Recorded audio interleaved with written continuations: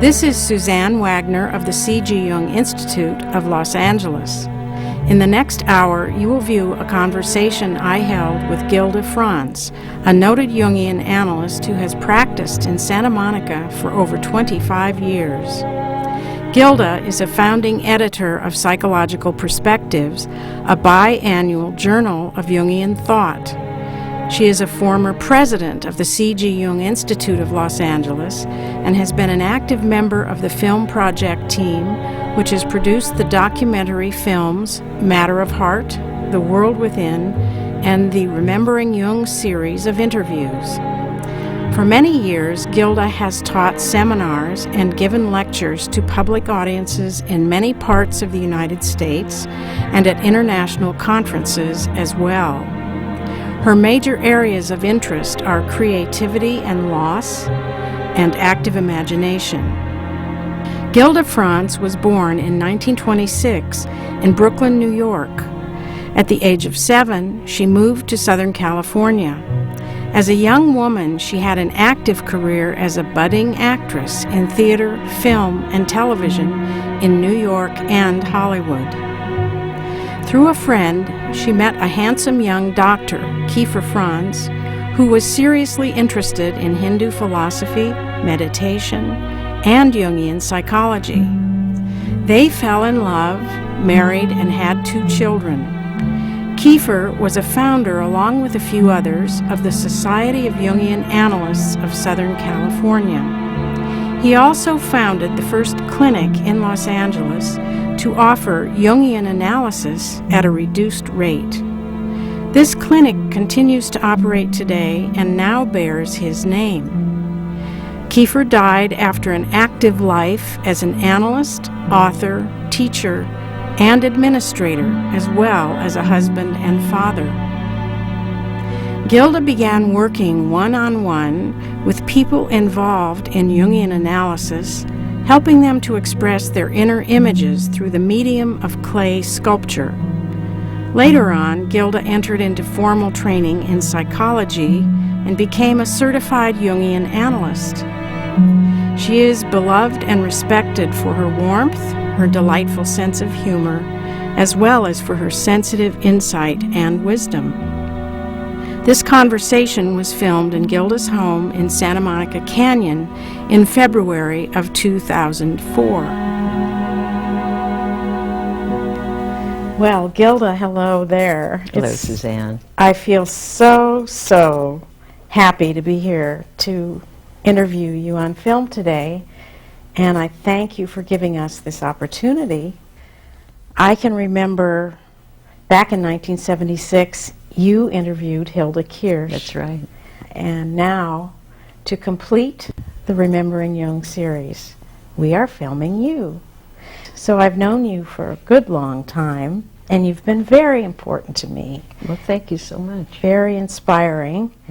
You've known lots of the people in the early years, and I just think that having your perspective will help connect all that we have gathered in the Remembering Jung series, connect people to the next generation. Because you're still here working and, yes. and seeing people, and you know a lot of young people, and you're inspiring a lot of the next generation. So that's why I'm so grateful. Well, I'm overwhelmed. I mean, I feel like there should be a slight glow, and can't we arrange a halo? Can you say anything about your early life? Did you have any inner experience or outer experience that you can mark as something that was a clue that you might end up being an analyst? Would you like to hear my first experience of the unconscious? Yes. Well, I was a little girl. I was probably about 5, maybe 6. And I was separated from my parents. I was living with an aunt and uncle far away. And I used to have nightmares. And that, I didn't know, of course, as a child, that was the age when children have nightmares, around 5, 6. But I would go to bed at night, and I would close my eyes and visualize a huge book. I mean, a great big book. Oh. And I would see a scene in motion on each page. And I would turn the pages until it was a happy scene. And when I got to the page that was a happy scene, because I'd pass by the pages where something would be scary, then I would go to sleep, and then it was okay. In other words, I could see the dream coming, and I could see the scene, and that was my and that was very soothing to me as a child, because then I didn't feel I'd be scared, you know. So you had a healing imagination. I did. And I was a very internal child. Very internal child. I observed everything. I watched everything. I paid attention to everything. And it's like, if I were a Hindu, I would say I chose the parents I chose, and then I thought, uh-oh. Uh-oh, I better watch out here. And that does say a lot about how an analyst works with that healing aspect of the imagination. So I can see that it was right there happening inside of you. I always believed in dreams.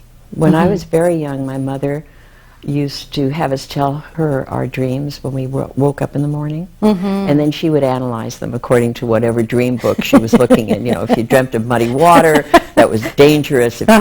But what it did was it gave the reality of the unconscious a place, you know. And she was very interested in what we now call the mantic arts. She was very interested in psychics, in astrology, you know, all of that. So that openness is also an important thing. Well, who were some of the most important teachers for you in your Jungian... Oh, in the Jungian world. Well, I was going to say my first important teacher was Eleanor Roosevelt. All right. Well, isn't that cool? Because I'm a child of the Depression, and I loved her. And in the Jungian world, I would say the most important were James Kirsch. Probably the most accepting was Hilda Kirsch. And the other great teacher that I had was Edinger, because he was so counter to my typology that in itself was awesome. You know, I found I could think when I was around Ed, meaning be a thinker for a little bit. But he was a great teacher. And they are all gone now. Yeah, and I saw Freddie Meyer. Oh, you did?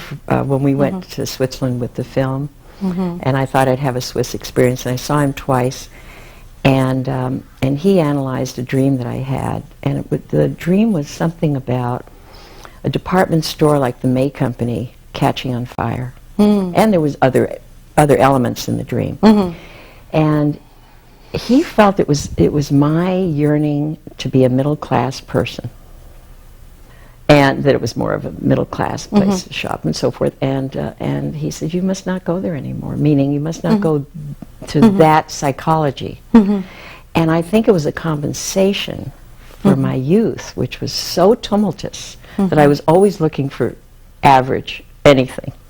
I wanted to be like everybody else. More normal. I was always looking for normal. And at that time, I finally gave it up. I finally decided I'm never going to be normal.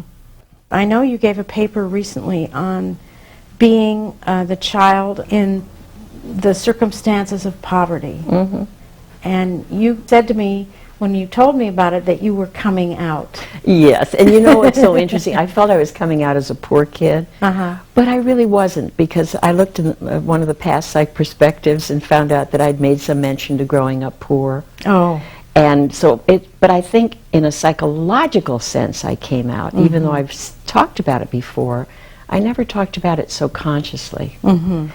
And I think I also was able to heal a misunderstanding about my mother that I had at that time, because my mother was so ungrounded and so kind of she just was not an everyday person. You know, she came out here in a limo because, you know, somebody else would have come by train. She found a limo driver who would, for $10 or something, take her and my sister out here, and some other people from New York. So she always did things in an offbeat way, and it always embarrassed me. And the way she approached the Depression, the Great Depression, was so imaginative that I thought she was irresponsible, and I thought she was flighty, and she was all that, but she was also imaginative and amazing. So I think the paper I wrote was a way of acknowledging her, because she was way over her head in the Depression. She's not schooled in anything. She's not educated. How the hell was she going to get a job? Well, how did she survive? Well, she became a baby nurse. You know, I don't know. What I said in my paper was, during the 30s, people didn't ask for great references like we do now, but they weren't as paranoid. You know how today, would you hire someone without references? Background check. Background checks and fingerprints. And people, she was a sweet woman, and she loved babies, and she took care of mothers. And in those days, when a woman had a baby, she was supposed to stay in bed for 2 weeks or something. It was terrible. That would be good. So she did that. She worked as a cook in a school. She worked in a factory that was part of the WPA. She even picked lettuce once in Salinas. Oh yeah, we were on relief, you know. We got free food. You know. Well, we were poor, but we weren't impoverished intellectually. And I think it makes a big difference, you know. I had a lot of culture in my life. My mother would rather read poetry. My father knew all the great Jewish poets and writers in New York, and so we came from a, you know, I think in fact my sister was taught ballet by a great ballet dancer and piano by a composer, and so you had really rich soul food. Yeah, a lot. Well, you and Kieffer had 2 beautiful children, Carl and Marlena. How do you think it was for them being the children of an analyst back when Kieffer was an analyst and they were young? What was that like? Well, I've gotten feedback, and I think it was hard. Okay. Because, I mean, they benefited by it in many ways, but I think it was hard because, one, they were the only children in the Jungian community. You have to understand that I was 23 when I married him. He was 39. The Kirsches were in their 50s. So they didn't have little children. They had a young child, but not little children. So our little children went everywhere with us, and I think they were too fawned over by people, like, ooh, look at, you know, on the one hand. And on the other hand, I think that people who are in analysis also neglect their children because they're so wrapped up in the psyche and what's going on, and they need to be. So it's a push and pull kind of situation where on the one hand they were given too much attention, on the other hand not the kind they needed. And especially I think that the parents are so involved in the psyche of others, in the unconscious of others. I think the children suffer. Well, when you were raising your kids, did you talk about dreams? Yeah, we talked about dreams, and I think I recorded my son's first dream. He must have been 8 months old. What? And he went, meow. He was sound asleep, and he went, meow. And I went, oh, he's dreaming about a cat. And I'm sure that I had his little handprints looked at by Kate Marcus, so that she would do some kind of hand analysis, and she looked at me. His little hands were this big, and she looked at me and she says, no, I don't think I do this on such a young child. That's cute. Yeah. Well, they did they, as they grew into young adulthood, show any interest in Jung, or how did that go? Oh, both of them. Both of them did. Yeah, they both have an interest. They're not like some children who they totally turn away from Jungian psychology because they've had it up to here. But my son actually knew more about Jung than I did. Oh, he was very, very, very versed in Jungian psychology. On his own. On his own. He did a lot of reading, and he went into analysis in his 20s probably because of a crisis he had. And he really understood Jung. He sent a lot of his friends into analysis because they would tell him a dream, and he would say, that's serious.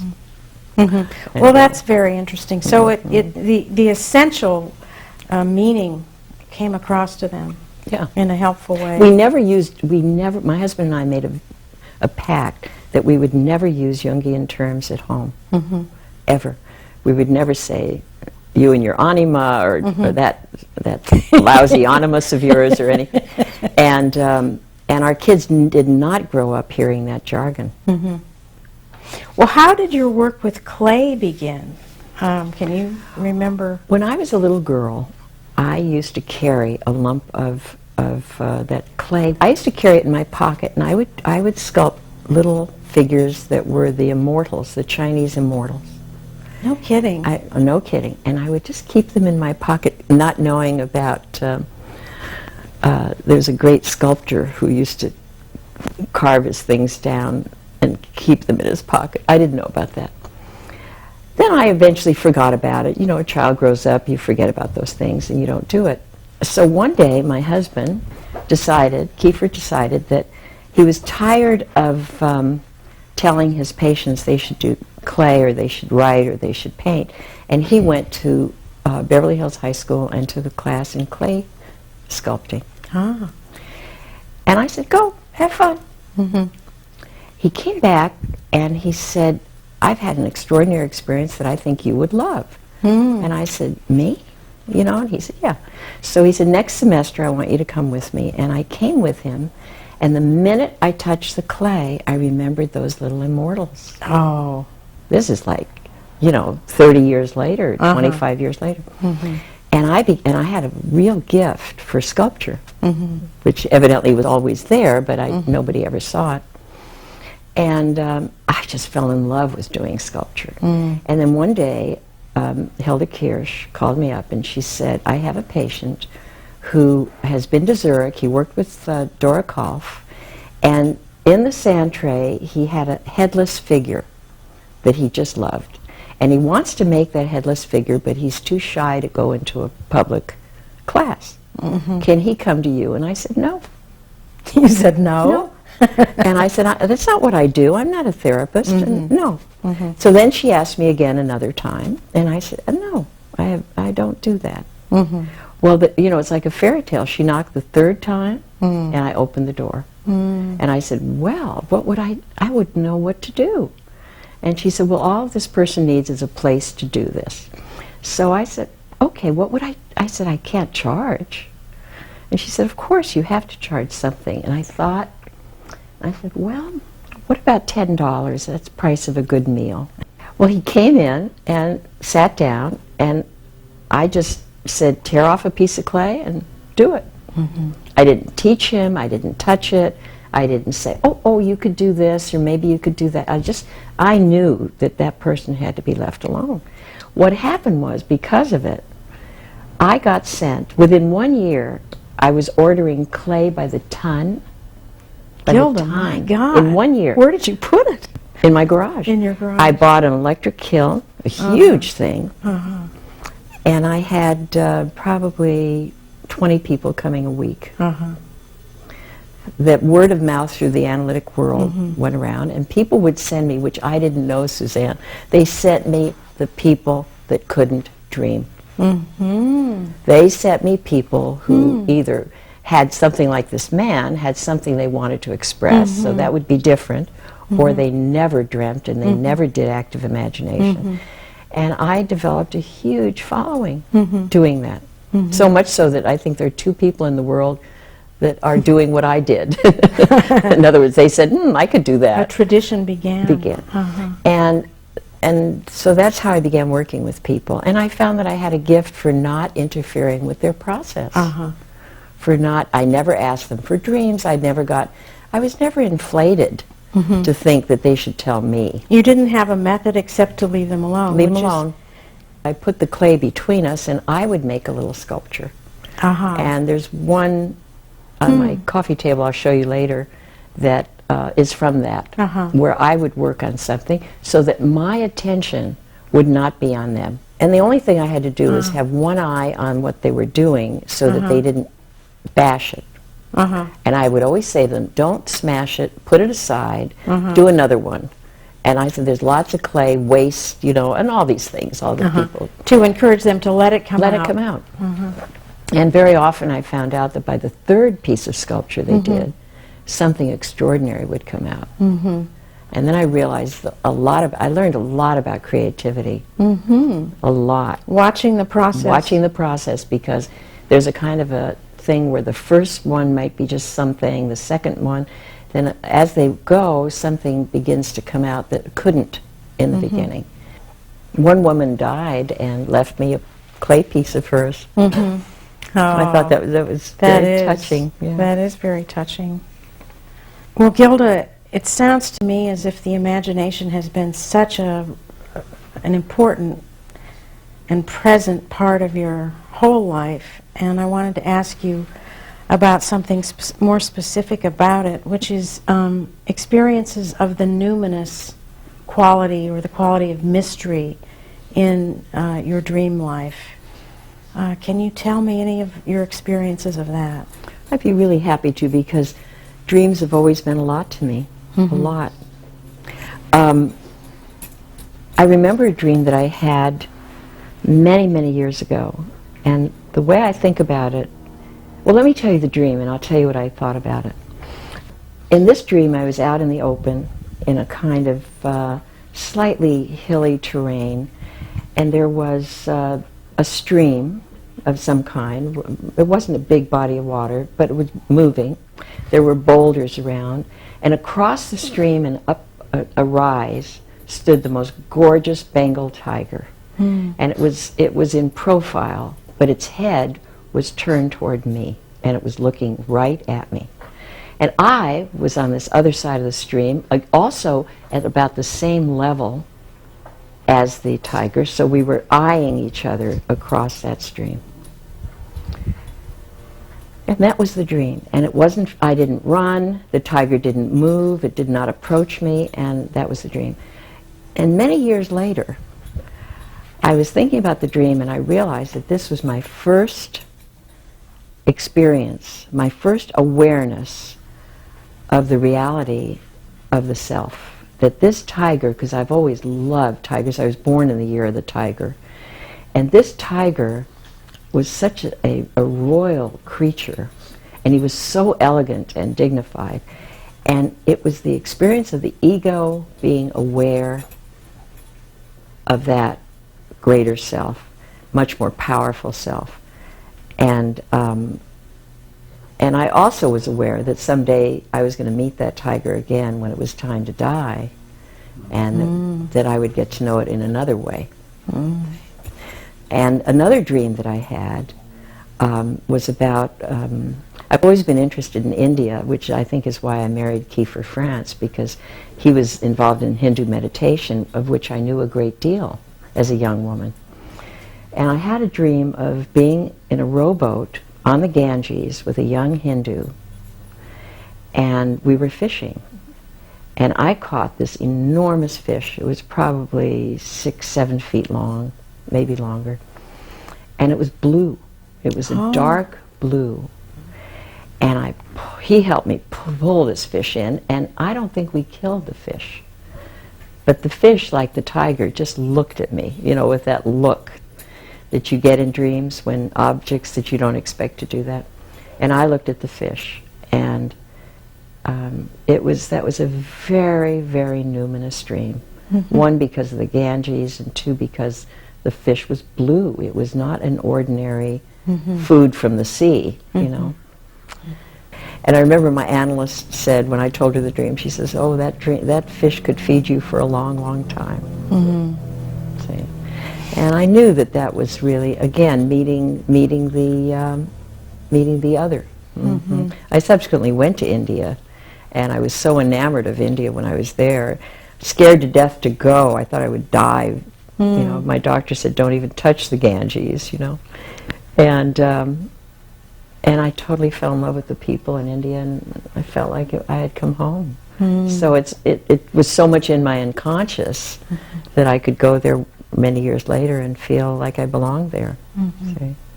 After that, I wrote a paper on Pinocchio as a metaphor for individuation, of going from being a little puppet to being a real boy. And in it, the blue fairy, had blue hair. She didn't wear a blue dress. She had blue hair. Interesting. And that goes back to the Egyptians. And what many people don't know is that in Rome, Isis was worshipped into the 12th century. That late. Isn't that interesting? Yeah. Speaking of fishing, this wonderful photo of you where you look like the happiest woman on earth. I am. It's a different fishing experience. Can you tell us about that? Well, the first time I ever fished, I was a little girl. I had an uncle who fished, and I have a picture of me with a banana in my mouth, holding a little fish. And then, so I've always liked to fish, and I used to fish with my husband. We'd go out to the pier, and we would not as my grandson says, it's not called catching, Grandma, it's called fishing. So we didn't always catch. But this picture is from a fishing trip I took in Catalina, and I caught this big bass. It's about 6 pounds, and no exaggeration. And I reeled it in myself, you know, because I'm very strong in my upper body strength. And it was just a great experience. And we let it go, of course. I do only catch and release. Yeah. Well, so catching that fish can bring great happiness. It's very clear in that photo. I never felt so happy as at that moment. Uh-huh. It just amazing. Well, back to India, can you tell me about your trip to India? And there's a picture here on your mantle of you face-to-face with the Dalai Lama. Right. Oh, and that's why I went to India. When I went there, it was back in the 80s. In fact, I'm wearing an Indian outfit in that picture. I mean, I could have become Indian very easily when I was there. I went to India because I heard that the Dalai Lama was going to be giving a talk at a conference. And the conference was on the business world and religion or something. When I went to the conference when the Dalai Lama was supposed to speak in Bombay, he didn't, one of his aides said that he wasn't coming because he was ill. He'd had some infection in his liver. And I burst into tears. And I had no idea how much I was connected on an inner level to the Dalai Lama. So after that conference, I wrote a letter to the young man, I can't think of his name at the moment, to the young man who was at that time the president. He's since died, and of this transpersonal association. And I told him I'd like to give a little workshop at the next international meeting. I was so inspired. And he wrote me back and he said that they had reviewed my proposal and they wondered if I would like to give a lecture to 1,000 people. Well, because I gave a lecture, I was one of the many of the lecturers who could meet the Dalai Lama at this conference, and it was held in Davos, Switzerland. Oh, so you had another opportunity. So I had a second opportunity. When I met him, the reason the picture looks the way it does is I walked up to him and I put my hands together in a greeting, you know, namaste, and I said, tell me the meaning of fear. Because I had made up my mind if I met a great man, I would ask him a big question. And of course we all have fear. And so what he explained was that we all are afraid when we're young, and as we get older and wiser and we understand ourselves and so forth and so on, that it gets less. That may or may not be true. But after he finished telling me that, he said, how's that? And I said, and that's when the picture was snapped, and I said, not bad. And we both started to laugh, and they took this picture, and I've treasured it. And since then, I have personally met the Dalai Lama 2 other times, handshake. My goodness. And I even met the Dalai Lama's physician who came to see me once through some contacts I had.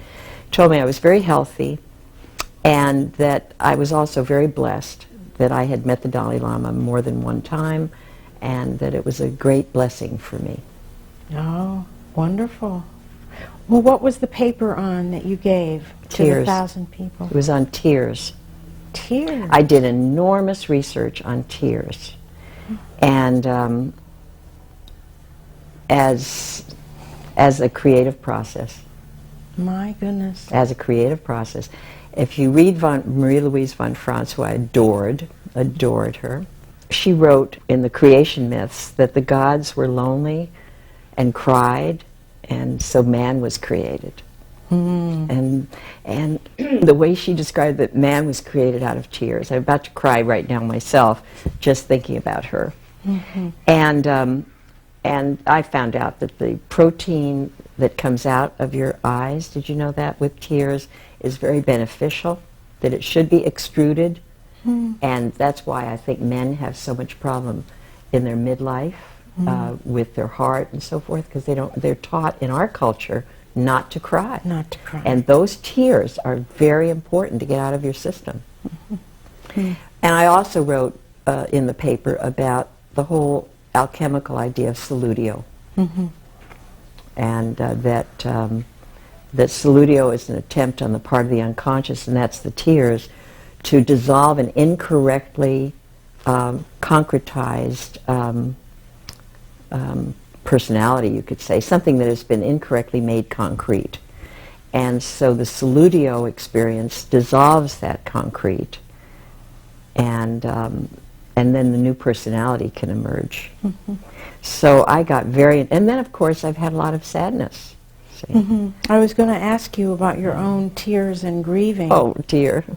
Yeah. Because you have lost a number of people in your life to early death, and it's been very poignant to witness it from afar. But I can't imagine going through it, what you've gone through. Well, if you want to look at it in a psychological sense, I've certainly, anything that had been incorrectly set in me, incorrectly set, has been through a long salutio process.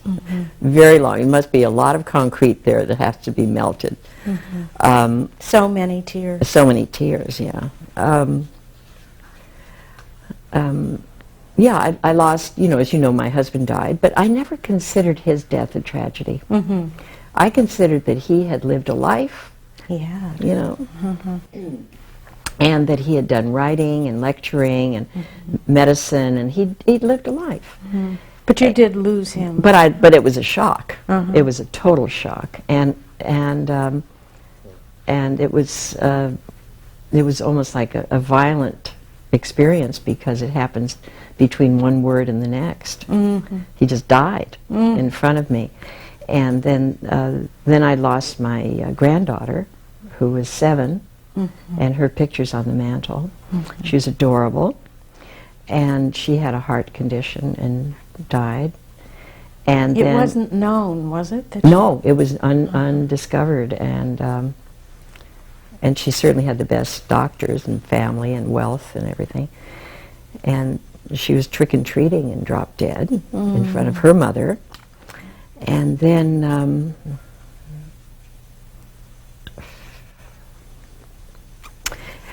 my son died of AIDS. Yeah. Carl, yeah. So it's a lot of loss. But my experience is that everyone goes through that in various degrees, and everyone's suffering is the worst. You think yours is, hers is, mine is. So what I learned from Jung, Suzanne, is that if you can find meaning in your suffering, it's not as horrible as if it's just blind. One thing about Carl's death from AIDS, it has so many dimensions, but you and he had time together before he died, which is so different than you and Kieffer. Right. I had a chance to take care of him. Actually, I stopped my practice, just like that, and I called my practice from the hallway in the hospital. And it was different but it's very unnatural to help your child die. I did discuss death with my son. He did with me. And I learned a lot from him, and it was a beautiful experience. Anyone who ever has to sit with someone who's dying, it is not a terrible experience unless the person is bitter. And if the person is bitter, then it must be ugly, or if they're angry. My son was very deep, and I remember saying to him, "Did you ever ask yourself, why me?" And he looked at me, and I told you he knew a lot about Jung and the Bible and opera and everything. And he was very cultured. And he said, "Mother, he said that, Mom, he said that was not Job's question, was not why me, it was why." And he said, "Yes, I have." And he said, "And you know what the answer is? Why not you?" Because it's a plague. when 40 million people die in a plague, there's no picking and choosing. No. You know, I mean, I always hoped there would be, but so he was 40. He was 40. Very young and very vital. It made me I became an activist. Pardon me. You know, I began leading a group in an AIDS group for people whose children had AIDS, and I got very active, you know, and I'm very angry at our government, very angry that Ronald Reagan never once uttered the word AIDS during his entire time as president, and that nobody really helped about the medicine. If my son had gotten the medicine 6 months earlier, he would have still been here. Oh my God. He was 6 months too late for him. And he knew. He knew that they were going to get some kind of a cocktail eventually. But anyway, we're getting far away from Jungian psychology. Not really. I've noticed that as editor of Perspectives, you've written some wonderful editorial essays on social issues in recent years, and I've just, for one, been so happy that a Jungian analyst is openly speaking about current social issues. I just got a little fan letter from a reader just saying that very thing, that they felt that it's very important that Jungian analysts speak out on issues that we all face today. But I'm you know, I have a lot of things to say, because growing up during the Depression, you know, made me very conscious of issues. Social issues. Did you read The Life of Pi? No. Well, in Life of Pi, he's in a boat with a Bengal tiger. Guess why I would be interested? And he's in a rowboat. And the theme all through the book is how is he going to survive not being swallowed up by this Bengal tiger? Well, in the Depression, the whole country was in a rowboat with a Bengal tiger. And the Bengal tiger was poverty. And everybody was in the same boat on some degree or other, you know. And I was a poor kid, but I didn't know I was a poor kid until I got a little bit older, and then saw my clothes were different, and because there were kids who were better dressed.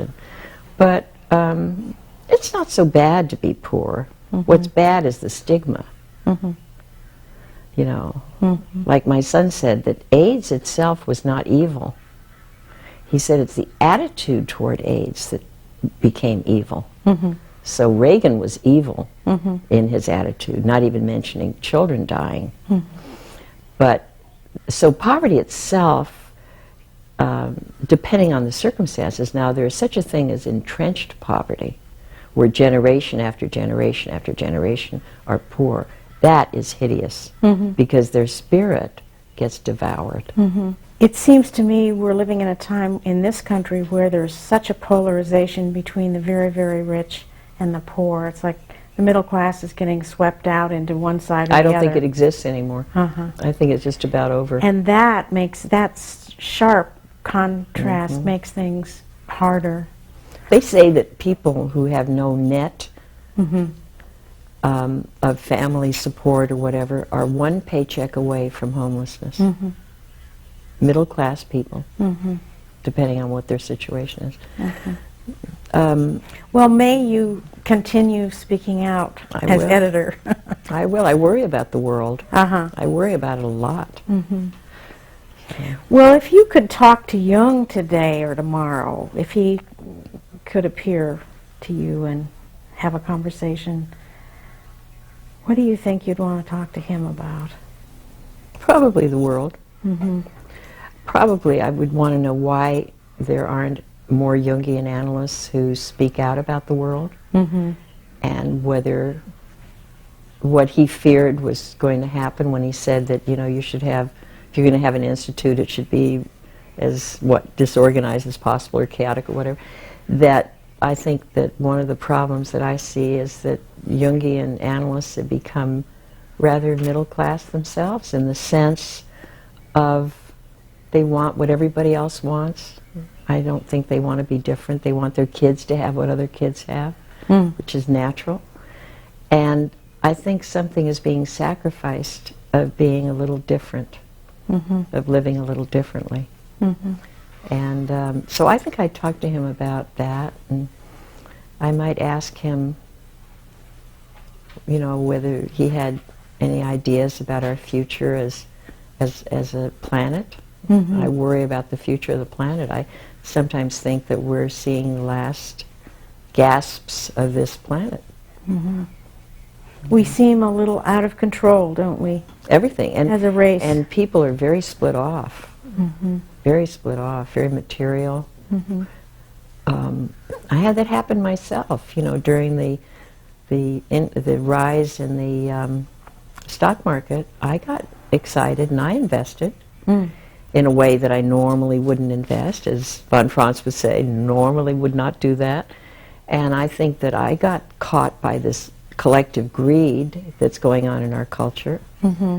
And eventually I got out and I lost some of my, you know, holdings or whatever, little pennies that I had. But I think we're living in an age of collective greed. Mm-hmm. And I would talk to Jung about that. So I think that what happens to many young analysts is that they get as caught in the collective wave as much as we all try to resist. And so they, you know, they're influenced by it. Mm-hmm. But the thing that happens today is that it's become a very materialistic world. And it's hard to have a soul life, isn't it? There's not a quiet enough time or time away from activities. See, at this time in my life, I'm in my late 70s, I absolutely live the life that is right for me. I don't watch TV in the morning. I know people, whenever there's a catastrophe, I always get a phone call from someone because they know I will not have seen it on TV. I don't watch it. I read the news carefully, but I do not like to watch news because I don't like those little sound blips that you really don't know what the heck they're talking about. I go to very few movies. I probably go to 4 movies a year, so they're not making money off of my work. I get up in the morning, I take a walk, I play with my dog, I write, then I see my clients, then in the evening I stay home, and I'm not part of a wave of anything. I'm living the life of an older person, but it's a very introverted life, and I love it. And you can hear yourself think, and you can feel what is going on in your soul. Right. It seems to me you've always been a very intuitive person. I have. That's really different, to be an intuitive person. You kind of know things before they're going to happen, or suddenly you get this knowing. And I wonder if you could tell us any stories about how you became aware of that part of yourself. Well, I don't know what to say about that. My earliest memory is that I always had a sense of connectedness to certain things, and probably started out as a child simply enough where when the phone rang, I would know that it would be so and so. But I still do that. I always know who's on the other end of the phone. I never screen calls. I pick up my calls. I never listen to who's there. I know who's there. I'm just kidding in a way, but often. My children thought I was a witch. They could get away with nothing, because they could walk in the house or they could not walk in the house. And I always knew where they were, what they were doing, everything. And they'd say, God, to have an intuitive mother is hell. But it determines my life. Because when you're younger, you ignore the promptings of your intuition because you say, oh, well, it's probably not so, and then something happens and you know. At this time in my life, I never ignored the promptings of the intuition, and even if I'm wrong, I do it. See? And I'll tell you, Suzanne, it takes a long time to not only become a conscious person, but to stay a conscious person. And Jung said that he guarded his consciousness lest it be stolen from him. And I remember reading it and thinking, how does our consciousness get stolen? And then I realized that we can allow our consciousness to drop back into the unconscious. Just like as a child I forgot about clay, we can forget about what we have attained, and then we've lost it. So it's very, very important not only to become conscious, but to hang on to it. And it takes work. It does. In that sense, living alone it made my life very easy. You know, I'm a relational person, but I had a love affair with the world. So Edinger once said that he gets an assignment from the unconscious, and that's how he wrote his books. He didn't decide, I'm going to write a book, but he would get this assignment from the unconscious, and then he would go about trying to find out what that was about. And I think that's what happens when you're in relationship to the unconscious, that we are given these kinds of assignments, and in a way we're given an assignment in life too. You know, the soul comes here for a reason. And that's what happened to me in terms of the losses that I've experienced, is that I felt that there was meaning in my granddaughter's death. After she died, I did an amazing, for me, active imagination of such depth that I understood death for the first time in my life, that I was given a message from my inner guide about death that was extraordinary. And I felt that somewhere my son's death would have meaning, that it was not just being mowed down in the prime of life. And that's what's kept me going. Otherwise, I think I would have just killed myself years ago, quite frankly. Because when you have profound loss, you don't want to live. That's the first thing that comes to you. It is. First thing that comes to you is you want to die, you know, because it's too painful. Speaking of how things grip a person and ask for, a task comes that asks to be done, we both knew Sam Francis, who was a part of the film project, and we had meetings. He was a neighbor of yours, right around the corner, and you have some beautiful paintings of his here. And certainly you can see that in Sam's life, that he was gripped after a disaster in which he broke his spine in a plane accident. And painting came into him and gripped him, and it never left him. You saw him shortly before he died, didn't you? I did. You know, Sam said something to me once. He said that his muse or his anima really didn't care if he dropped dead while doing a painting. All she wanted was for him to finish that painting. And he said that he found himself on a ladder many times, exhausted, having painted for hours and hours and hours, and unable to stop because this part of him that inspired him didn't let go. And I did see him not long before he died. He called and his nurse called and invited me to come over and watch him paint.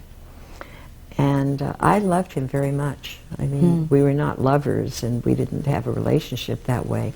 But there was something very generous about him. He not only gave himself to his art, he gave himself to people. And so when I went over there to watch him, you know, he was sweating and he was in a wheelchair. He only had the use of one hand. And his then wife, would stir the paints and he would show her which one he wanted. And he made these very quick sketches in paint. And then she would take them away, I think, and number them. And ultimately they were reproduced at the museum in the order in which he painted them. And they were put around a very small room. I went to that and exhibited that way. But at that time he was in pain and he was very serious. I was there for about an hour and then he said he had to go and the nurse wheeled him away. What it made me think about was it made me think about Matisse, who painted by strapping a brush to his arm. His hand shook so much, so he put this big long brush up his whole arm, and that's when he was doing much broader things. And what it's like to be gripped, that even to your last you know, breath. That's the way I'd like to go, by the way. I'd like to be sitting at my computer, you know, writing my last word. Well, may it happen. And I hope so, yes. You know what I once said, Suzanne? I once said that I started out in life as Persephone. Or, no, I think I started out in life as Psyche. As, you know, looking for love and romance and so forth. And I wound up as Persephone, as queen of the underworld. Because that's what happened when Hades kidnapped her. He took her into the underworld, where she became the queen of the dead. See? And sometimes I feel like that. Sometimes I feel like I know more about the other side than I do about this side. It's been a tremendous transformation in my life. When I started out in the Jungian community, I was covered up by a very adorable persona. And I was pretty, and I could put up like the thicket in Sleeping Beauty, like you can't even imagine. Only a prince with a very sharp sword could get through that, and that was my husband. But for the rest of the world, that defense and that thick persona did not let them in. But what I found is that it's taken me a lifetime, it's taken me to experience loss, to really emerge as who I am, which is pretty much a straight shooter and pretty authentic. Good or bad, you know, I'm not saying, you know, I don't think you become, I don't think analysis necessarily makes you a better person. You might still have some, you know, dark issues that pop up, but I think it makes you more authentic. And I don't really give a hoot, damn, whatever you want to call it, if I agree or disagree with anybody. Doesn't matter. And I remember my first analyst saying to me that, why do I have to have everybody love me? And that if the time ever came that I didn't care whether everybody loved me, that I would have really have found something. And I'm definitely there. You've arrived at that place. You know, you were asking me about analyst children earlier. Yes. And I want to say that analysts should not try to analyze their children. They should just love them. Very important. That's what I learned, is that stop trying to understand them and figure them out. And yes, you should know them and hear them, but just love them, you know, warts and all. And that's what I learned in loss and so forth. Well, speaking of love, do you have any wisdom or insight about the ups and downs of the transference in analysis? Interestingly, I want to tell you that I work with a lot of men in my practice, always have, and I've never had to struggle with a sexualized transference from a man. I find that very interesting, considering that I'm an unattached woman, and when I was younger I was not unattractive, but I think I don't think I've ever activated a kind of sexual transference. Once, but I don't think it was a sexual transference. I think the man was just gone in his sexuality, and I actually terminated him because he was a very gross, horrible person. But and I remember going to James at the time and saying, this man is saying things that are really disgusting. And James said, you know, you don't have to take that. And I said, I don't? He said, no. And the next time the man came in, I said, I don't think I'm the right person to work with you. But anyway, other than that one person, I've never had that. What I think is interesting more than just the transference is I can speak in some ways better about the counter-transference. Because my experience of working with people is that there has to be, in the countertransference, there has to be a real interest in the person. And sometimes that interest can heat up so that it feels like love, or it feels like something deeper. But especially if it's not acted upon, and the analyst can work through that and recognize that this is something that is vital to the whole process, but not necessarily.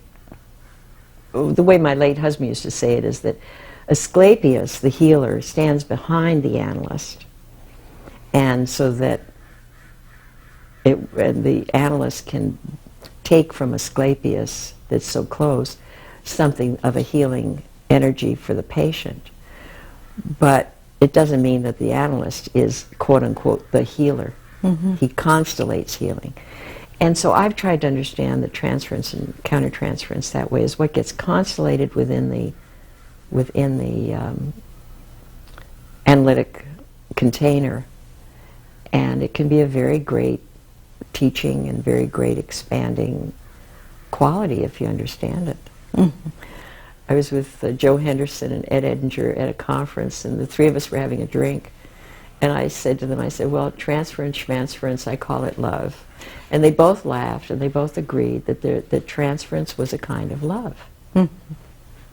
And it's up to the analyst to keep it within the bounds of the container. Mm-hmm. So. Well, Gilda, thank you so much again for giving us this opportunity.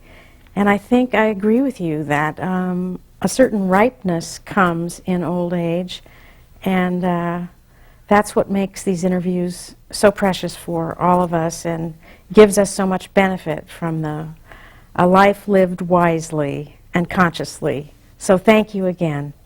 So I want to say how much I appreciate your asking me to do this, because my my roots go so far back in this community, and it's really wonderful to get to an age where you feel that you can offer something to an individual like yourself in terms of my own history or the history of the group or whatever. So I want to thank you very much for asking me. I appreciate it.